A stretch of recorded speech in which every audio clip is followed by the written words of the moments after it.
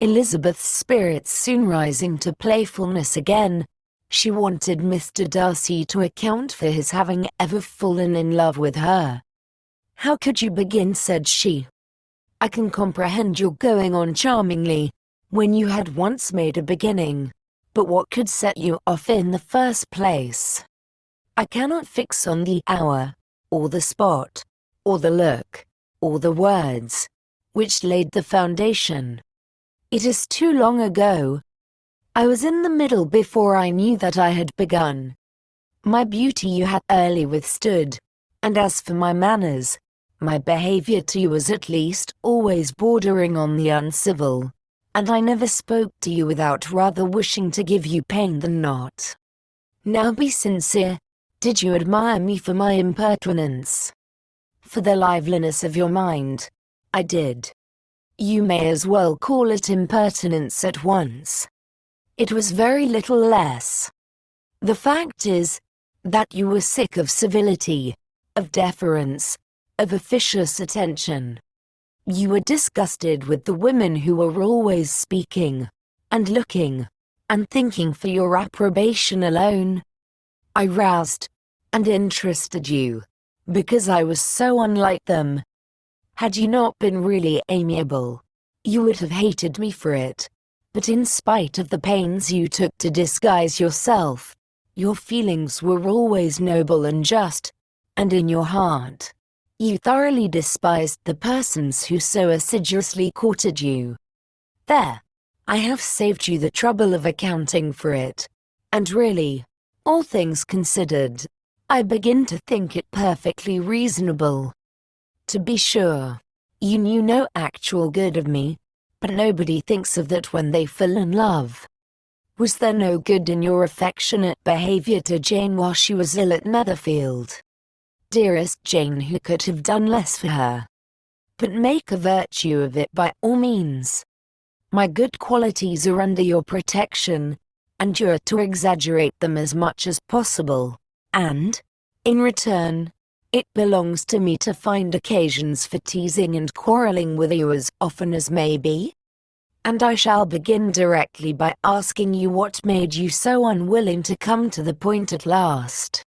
What made you so shy of me, when you first called, and afterwards dined here? Why, especially, when you called, did you look as if you did not care about me? Because you were grave and silent, and gave me no encouragement. But I was embarrassed. And so was I. You might have talked to me more when you came to dinner. A man who had felt less, might. How unlucky that you should have a reasonable answer to give, and that I should be so reasonable as to admit it. But I wonder how long you would have gone on, if you had been left to yourself. I wonder when you would have spoken, if I had not asked you. My resolution of thanking you for your kindness to Lydia had certainly great effect. Too much, I am afraid, for what becomes of the moral, if our comfort springs from a breach of promise, for I ought not to have mentioned the subject. This will never do. You need not distress yourself. The moral will be perfectly fair. Lady Catherine's unjustifiable endeavours to separate us were the means of removing all my doubts.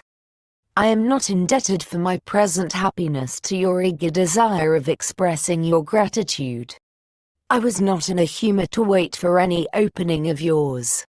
My aunt's intelligence had given me hope, and I was determined at once to know everything. Lady Catherine has been of infinite use, which ought to make her happy, for she loves to be of use. But tell me, what did you come down to Netherfield for? Was it merely to ride to Longbourn and be embarrassed, or had you intended any more serious consequence? My real purpose was to see you, and to judge, if I could, whether I might ever hope to make you love me. My avowed one, or what I avowed to myself, was to see whether your sister was still partial to Bingley, and if she were, to make the confession to him which I have since made.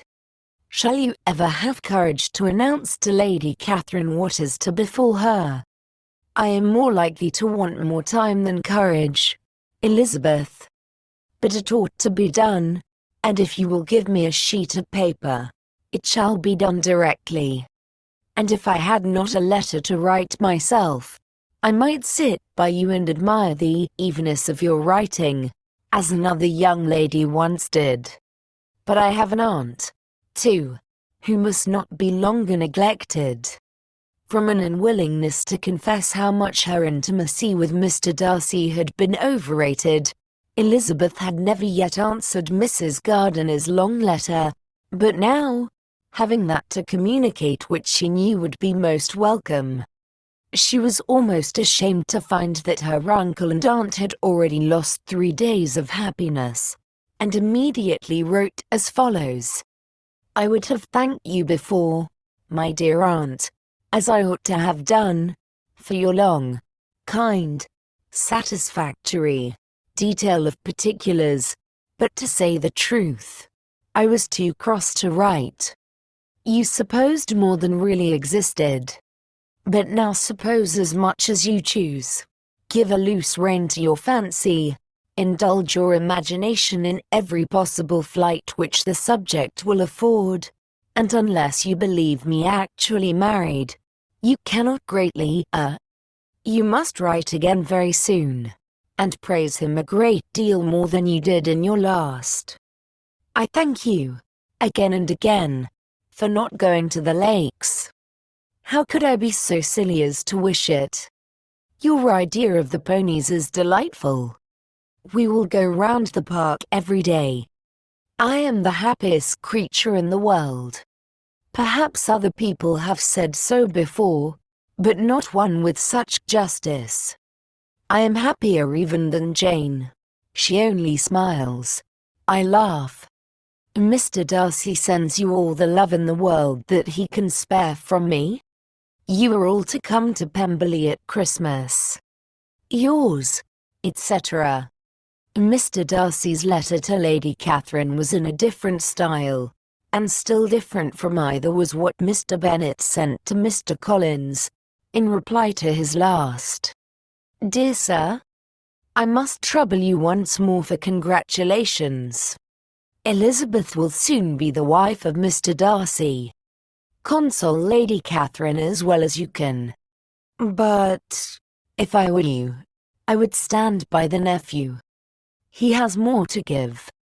Yours sincerely, etc. Miss Bingley's congratulations to her brother, on his approaching marriage, were all that was affectionate and insincere. She wrote even to Jane on the occasion, to express her delight, and repeat all her former professions of regard. Jane was not deceived, but she was affected, and though feeling no reliance on her, could not help writing her a much kinder answer than she knew was deserved. The joy which Miss Darcy expressed on receiving similar information was as sincere as her brother's in sending it. 4 sides of paper were insufficient to contain all her delight, and all her earnest desire of being loved by her sister. Before any answer could arrive from Mr. Collins, or any congratulations to Elizabeth from his wife, the Longbourn family heard that the Collinses were come themselves to Lucas Lodge. The reason of this sudden removal was soon evident. Lady Catherine had been rendered so exceedingly angry by the contents of her nephew's letter, that Charlotte, really rejoicing in the match, was anxious to get away till the storm was blown over. At such a moment, the arrival of her friend was a sincere pleasure to Elizabeth, though in the course of their meetings she must sometimes think the pleasure dearly bought. When she saw Mr. Darcy exposed to all the parading and obsequious civility of her husband, he bore it, however, with admirable calmness. He could even listen to Sir William Lucas, when he complimented him on carrying away the brightest jewel of the country, and expressed his hopes of their all meeting frequently at St. James's, with very decent composure. If he did shrug his shoulders, it was not till Sir William was out of sight. Mrs. Phillips's vulgarity was another, and perhaps a greater, tax on his forbearance, and though Mrs. Phillips, as well as her sister, stood in too much awe of him to speak with the familiarity which Bingley's good humour encouraged, yet, whenever she did speak, she was vulgar, nor was her respect for him, though it made her more quiet, at all likely to make her more elegant.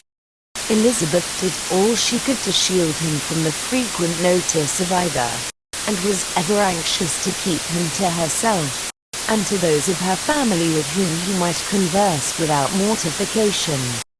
And though the uncomfortable feelings arising from all this took from the season of courtship much of its pleasure, it added to the hope of the future, and she looked forward with delight to the time when they should be removed from society so little pleasing to either, to all the comfort and elegance of their family party at Pemberley.